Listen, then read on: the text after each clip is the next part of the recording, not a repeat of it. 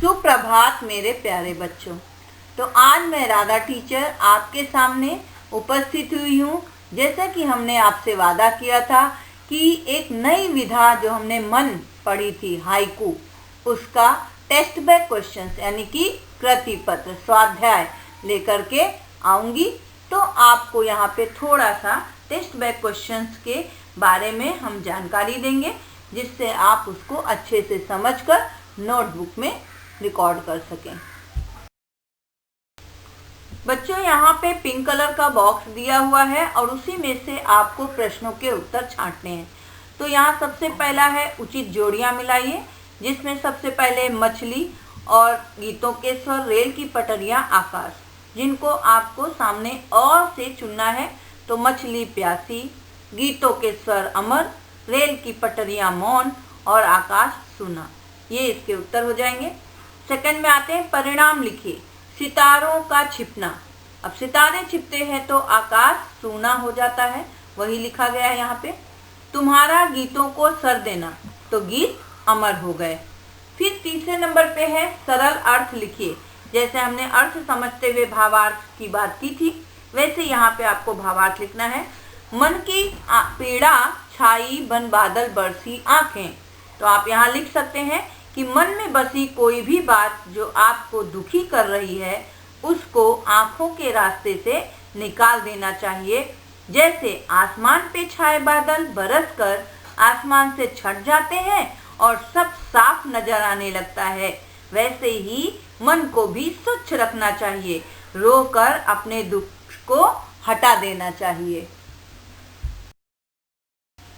यहाँ पे अभी स्वाध्याय आ गया है और अब आगे बढ़ते हैं। इसमें लिखा है निम्नलिखित हाइकू द्वारा मिलने वाला संदेश, यानी कि करते जाओ पाने की मत सोचो जीवन सारा। यहाँ पे हमने समझा था कि कवि क्या कहना चाहते हैं। मनुष्य को इस जीवन में अपने कर्तव्य पथ पर आगे बढ़ते रहना चाहिए।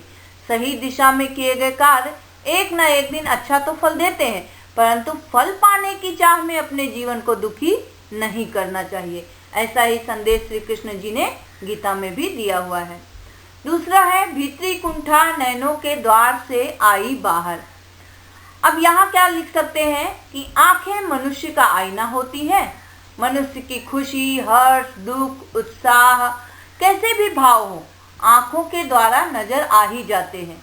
मनुष्य को चाहिए अपने अंदर बैठी कुंठा या द्वेष को आंसुओं के माध्यम से निकाल दे, जिससे दिल में कोई तकलीफ न रह जाए। बच्चों, नंबर 2 पे कृति है कि हाइकू में प्रयुक्त महीना और उसकी ऋतु। अभी महीने तो बहुत 12 महीने होते हैं जिनको हम हिंदी में पढ़ते हैं, तो वो होते हैं चैत्र, बैसाख, ज्येष्ठ, आषाढ़ जो पढ़ते हो, तो उस हिसाब से यहाँ पे एक फागुन महीना का नाम आया है। और ऋतु की बात करें तो बसंत ऋतु की बात की गई है। उसके बाद आता है मझधार, उत्तर लिखिए। मझधार में डोले, तो आगे का आपको भरना है। मझधार में क्या डोले? जीवन नैया। छिपे हुए सितारे, कहाँ सितारे छिपे हैं? बादलों की ओट में। धुल गए, क्या धुल गए? विषाद मन पावन हो गया। और अमर हुए गीतों के गीत जिनको स्वर दिया तुमने, यानी कि कहने का मतलब इसको आपको कंप्लीट करना है सेंटेंस को। ओके बच्चों, यहाँ पे 4 नंबर पे क्वेश्चन आया है। निम्नलिखित काव्य पंक्तियों का केंद्रीय भाव स्पष्ट कीजिए, यानी कि जो हाइकू दिए हैं 2, इसमें उनका केंद्रीय भाव यानी सेंट्रल आइडिया जिसको कहते हैं हम, वही स्पष्ट करना है। चलती 7 पटरियां रेल की फिर भी मौन। यहाँ पे कवि कहते हैं कि रेलगाड़ी की जैसे पटरियां मौन होकर उसके साथ साथ ही चलती हैं, कभी एक साथ नहीं मिलती, ऐसे ही हमारे जीवन में आने वाले सुख दुख एक साथ नहीं रहते हैं।